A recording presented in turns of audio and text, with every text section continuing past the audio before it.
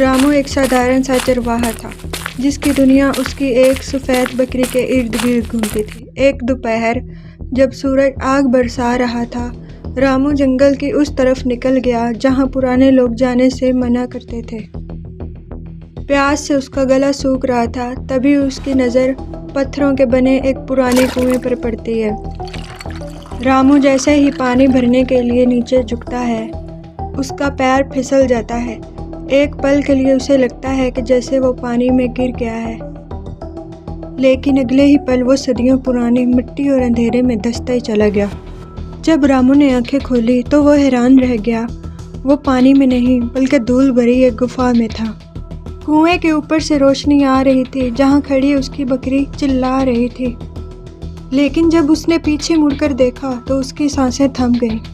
وہ سادھارن گفا نہیں تھی، دیواروں پر نیلی چمکیلی لکھاوٹ تھی اور بیچ میں ایک پرانا پتھر کا صندوق رکھا تھا۔ جیسے ہی رامو اس صندوق کے قریب گیا، اسے وہاں پر صدیوں پرانے کنکال دکھے۔ ان کنکالوں نے اپنے ہاتھوں میں تلواریں تھامی ہوئی تھیں، جیسے صدیوں پرانی وہ کسی چیز کی حفاظت کر رہے ہوں۔ رامو ڈر کر دیواروں کے اوپر چڑھنے کی کوشش کرتا ہے اور باہر نکلنے کی کوشش کرتا ہے، لیکن دیواروں سے وہ پھر نیچے گر جاتا ہے۔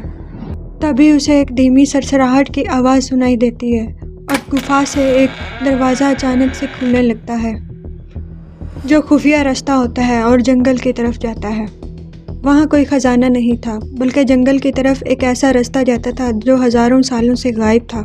اس نے دیکھا کہ اس کی بکری نے اوپر سے ایک پرانی رسی گرائی ہے، لیکن اسے لگتا ہے کہ رسی کا دوسرا سرا کسی اور چیز نے پکڑا ہوا ہے۔ کیا وہ کوئی انسان تھا یا وہی جو اس گفا کا مالک تھا؟ رامو نے رسی پکڑی اور پوری طاقت سے اوپر چڑھ گیا، اور جب باہر نکلا تو اس نے دیکھا وہاں اس کی بکری کے علاوہ اور کوئی نہیں تھا۔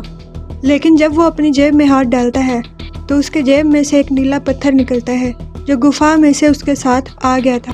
رامو کو سمجھ آ گیا کہ وہ کوئی حادثہ نہیں تھا، بلکہ کنواں اسے اپنی طرف کھینچ کر لایا تھا۔ دوستو، اس حادثے کے بعد رامو جنگل کے اس طرف کبھی نہیں گیا، لیکن ہر رات اسے یہ محسوس ہوتا ہے کہ جنگل کی وہی نیلی روشنی اسے پکار رہی ہے۔